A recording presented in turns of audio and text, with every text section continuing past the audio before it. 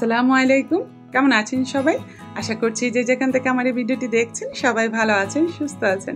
আলহামদুলিল্লাহ, আল্লাহর রহমতে আমরাও ভালো আছি। নতুন আরেকটি লাইফস্টাইল ব্লগে আপনাদেরকে স্বাগতম। আজকের ব্লগটি আমি সকালের পরেই শুরু করে দিয়েছি, যদিও একদম সকাল সকাল উঠে রান্নাবান্না করে নিয়েছি। আজকে আমার বাসায় সবাইকে দাওয়াত দিয়েছি, মানে এতদিন যাদের বাসায় খাওয়া দাওয়া করেছি 1 মাস, আজকে সবাইকে আমার বাসায় দাওয়াত দিয়েছি। আর এই যে 1 মাস রান্নাবান্না হয়নি বা কোনো কাজ তেমন একটা করা হয়নি, এখন আমার কোনো কাজে করতে ইচ্ছা করছিল না, তার মধ্যে খালাও নেই। আমি তো চাচ্ছিলাম না এখন দাওয়াত দিতে, কিন্তু গতকালকে তো আমার বাসায় আমার বোনেরা এসে বিকালে নাস্তা করার কথা ছিল, সবাই মিলে ফুচকা চটপটি খাওয়ার কথা ছিল, তো সেটা তো আমরা বাইরে চলে গিয়েছিলাম, সেটা ক্যান্সেল হয়ে গিয়েছে। সেটা আজকে হওয়ার কথা ছিল। তো রাতের বেলা নাফিসের আব্বু আমাকে বললো যে তাহলে আম্মুদেরকে দুপুরবেলারও দাওয়াত দাও, তো দুপুরবেলা খাওয়া দাওয়া করে তারপরে বিকালে ফুচকা চটপটি খেয়ে তারপরে যাবে। তো আমার তো আসলে ইচ্ছা করছিল না, তার মধ্যে হচ্ছে আম্মুদেরকে রোজাতেও দাওয়াত দেওয়া হয়নি, তো ভাবছিলাম একবার রোজাতে দাওয়াত দিব, মানে রোজা ইফতারিতে, কিন্তু সেটাও হয়নি। আব্বা আম্মা তো কয়েকটা রোজা করে দেশে চলে গিয়েছিল, তারপরে আসার পরে আব্বার শরীরটা অনেকটা খারাপ ছিল, সব কিছু মিলে আসলে আর হয়ে ওঠেনি। তো ওর কথা শোনার পরে চিন্তা করলাম আসলে দেওয়া উচিত। আসলে বাচ্চাদের স্কুল খুলে যাবে, আমিও আবার আগের মতো কাজে কর্মে লেগে যাব, তখন আর দাওয়াত দেওয়া হবে না, তো তার থেকে একটু কষ্ট করে হলো দাওয়াত দিয়ে দিই। তো যাই হোক, ওদেরকে আর রাতে বলা হয়নি, সকালে ঘুম থেকে উঠে ওদেরকে দাওয়াত দিয়েছি আমি, যে দুপুরবেলায় সবাই আমার বাসায় খাওয়া দাওয়া করবো। সবাই তো অবাক, এই টাইমে কেউ কাউকে দাওয়াত দেয়? আমি বললাম সমস্যা নেই, তোমরা যেহেতু বিকালবেলা নাস্তা করার আসার কথা ছিল, তোমরা দুপুরবেলা এসে খাওয়া দাওয়া করবা, বিকালে নাস্তা করবা। তো যাই হোক, কেউ আসতে চাচ্ছিল না, কারণ হচ্ছে ভাবছিল যে আমার হয়তো বা আমার উপরে চাপ পড়ে যাবে, আমি করতে পারবো না, কষ্ট হবে। তারপর আমি বললাম সমস্যা নেই, আমি কিন্তু রান্নাবান্না অলরেডি অনেকখানি করে ফেলেছি। তো যাই হোক, সবাই রাজি হয়েছে আর কি। এদিকে আমি রোস্টের মাংস নাফিসের আব্বু 4 পিস করে নিয়ে আসে সবসময়, তো সেগুলো কুটাকাটা মানে ধুয়ে টুয়ে ভালো করে নাফিসের আব্বু অনেক হেল্প করেছে। আর গরু মাংস আমি রাতের বেলায় ডিপ থেকে নামিয়ে নর্মাল ফ্রিজে রেখে দিয়েছিলাম, সেটা সকালবেলা দেখি সুন্দর মতো বরফ খুলে গিয়েছে। তারপরে কুটাকাটা করে প্রেশার কুকারে বসিয়ে দিলাম, আর এক পাশে রোস্ট করে নিয়েছি, আর এখন পোলাও করে নেব বাস। আর কাবাবটা তো আগেই করা ছিল, আগের দিনে করে নিয়েছি, আমার আর তেমন বেশি কষ্ট হয়নি।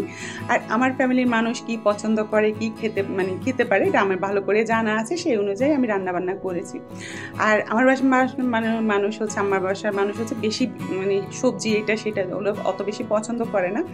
আর বড় আপু আম্মা ওরা তো হচ্ছে ভাত খাবে, ওরা পোলাও খাবে না, গরু মাংস দিয়ে ভাত খাবে, এরকম অবস্থা।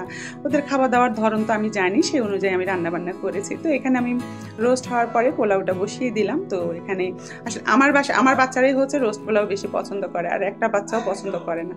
এখানে আব্বাকে ফোন দিয়েছিলাম দুপুরবেলা আসার জন্য, আব্বা বললো যে বাবা এত গরম, বাবার না আর বেরোতে ইচ্ছা করছে না, তুমি বাবার খাবারটা পাঠিয়ে দিও। তো আমার বাবা আসবে না দেখে আমার মাও আসবে না, আমার মা বললো যে তোর বাবার খাবারটা পাঠিয়ে দিলে তোর বাবার খাবারটা আবার আমি গুছিয়ে দিয়ে তারপরে আসবো। আমি বললাম সমস্যা নেই, যে খাবার নিয়ে যাবে সে আব্বাকে খাবার দিয়ে দিবে, আপনি চলে আসেন।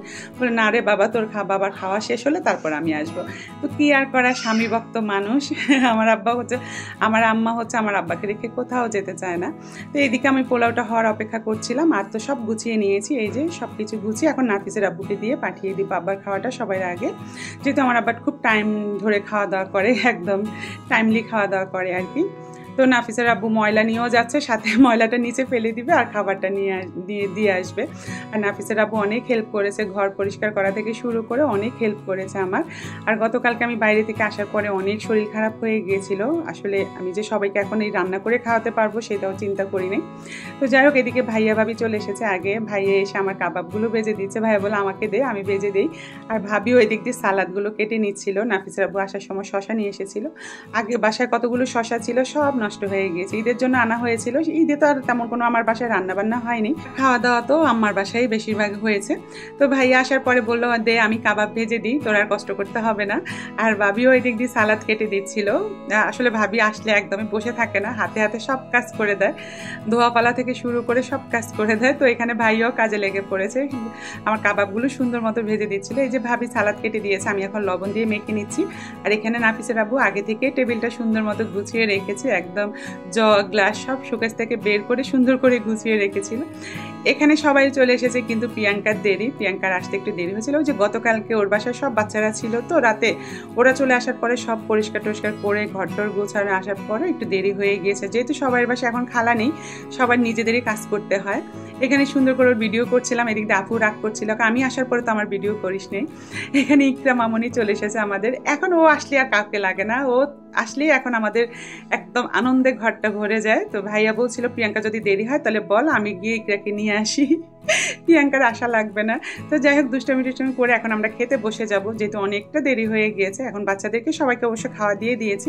আর এই যে গরু মাংস, রোস্ট, কাবাব, পোলাও, সালাদ, এগুলোই হচ্ছে আমাদের দুপুরের আজকে হালকা পাতলা আয়োজন। আসলে আমার ফ্যামিলির মানুষ কি কি পছন্দ করে সেটা তো আমি জানি, সেই অনুযায়ী আমি রান্নাবান্নাগুলো করেছি আর কি। এই যে সন্ধ্যার পরে ফুচকার আয়োজন, এটা গতকালকে করার কথা ছিল, সেটা আজকে চলে এসেছে। তো আজকে আর চটপটিয়ে করবো, ফুচকার করবো না, সবাই না করছিল, প্রিয়াঙ্কাও না করছিল আপু ফুচকা করিস না, কারণ হচ্ছে যেহেতু খাবারটা দেরি করে খাওয়া হয়েছে, মানে চটপটি খাওয়া হবে কিনা সেটাই হচ্ছে চিন্তার বিষয়, ফুচকার খাওয়া হবে না। তো যাই হোক, আমি একটু বেশি করেই করেছি। তো এখানে আমি মশলা, আর আমি যেদিন রান্নাবান্না করি সেদিন আমার একদমই কোনো কিছু মুখে দিতে ইচ্ছা করে না, কোনো কিছু একটু যে লবণ দেখবো সেটাও করতে ইচ্ছা করে না। আমি সেদিন কোনো কিছুই খেতে পারি না। দুপুরে রান্না করলে হয়তো বা রাত থেকে কিছু খেতে পারি, কিন্তু দুপুরে একদমই খেতে পারি না, এটা আমার সাথে সবসময়ই হয়। তো এখানে ভাবি পেঁয়াজ কাঁচামরিচ কেটে দিয়েছিল, আমি এগুলো দিয়ে এখন ভালো করে মেখে নিচ্ছিলাম। তো প্রিয়াঙ্কাকে ডাকলাম একটু লবণটা দেখে যা, তো বাকিটা প্রিয়াঙ্কা হেসে আছে, সুন্দর মতো করে নিয়েছে। তো এখানে একটু পানি লাগতো, আমি একটু গরম পানি দিয়ে দিলাম। আর আমি তেঁতুলটাও সুন্দর মতো আগে থেকে ভিজিয়ে রেখেছিলাম, তো তেঁতুলের রসটাও দিয়ে দিব। তো এই দিক দিয়ে প্রিয়াঙ্কা দেখছিল আর বললো যে মশলা আরেকটু লাগবে, তো পুরো মশলা প্যাকেটটা একটা প্যাকেটে লেগে গিয়েছে। তো যাই হোক, ফুচকাটা চটপটিটা কিন্তু অনেক বেশি মজা হয়েছে। তো আরও কিছু ফ্রোজেন আইটেম ভাজতে চেয়েছিলাম, কিন্তু সবাই না করেছে, বললো যে এত দেরি করে খাওয়ার পরে এখন চটপটি খাওয়া হবে কিনা সেটাই হচ্ছে কথা, আর অন্য কিছু করতে হবে না। তারপর আমি বেশি করে করাতে আসলে সবাই খুব পছন্দ করে খেয়েছে। তো এই দেখেন, কোনো আয়োজন ছাড়াই যার মতো করে সবাই খেয়ে নিচ্ছিল। আসলে আমাদের বাসায় এরকম কোনো যে একদম সাজিয়ে গুজিয়ে টেবিলে দিতে হবে সেরকম কোনো বিষয় থাকে না, যে যেভাবে পারে সেভাবে খেয়ে নেয়। তো যাতে আমার কষ্ট না হয়, ধোয়াপালা কম লাগে, তারপরেও বাকিটা ভাবি যাওয়ার সময় সব কিছু ধুয়ে টুয়ে পরিষ্কার করে দিয়ে গিয়েছিল। তো যাই হোক, আমাদের বাসায় আসলে সবাই হাতে হাতে কাজ করে দেয়, যেখানেই যাই সমস্যা হয় না আর কি। এখানে বাকি যে টকটা রয়েছে সেটা হচ্ছে সবাই এরকম করে খেয়ে নিচ্ছিল, লবণ, চিনি, মরিচ দিয়ে। আর আম্মা এসেছিল বিকালবেলা, আম্মা আবার হচ্ছে আব্বাকে ফুচকা মানে চটপটি দিয়ে দিয়েছিলাম, সেটা নিয়ে আম্মা খেয়ে চলে গিয়েছে, আব্বার জন্য নিয়ে গিয়েছে যাওয়ার সময় আর কি। তো এই যে খাওয়ার পরে আমরা এখন চা খাবো, আর চা খেয়ে সবাই গল্প করছিল ডাইনিংয়ে, ড্রয়িং রুমে। ওখানে বসে প্রায় 1-1.5 ঘন্টা 2 ঘন্টা গল্প করে 10:30 11টার দিকে ওরা সবাই বাসায় চলে গিয়েছে।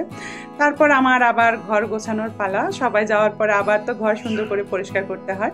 এই তো আজকে এই পর্যন্তই, সবাই ভালো থাকবেন, আল্লাহ হাফেজ।